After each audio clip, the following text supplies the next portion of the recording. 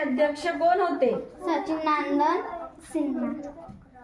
घटना मसुदा समितीचे अध्यक्ष कोण आहे? डॉक्टर बाबासाहेब आंबेडकर. घटनेचा सरनामा कोणी लिहिला आहे? पंडित जवाहरलाल नेहरू.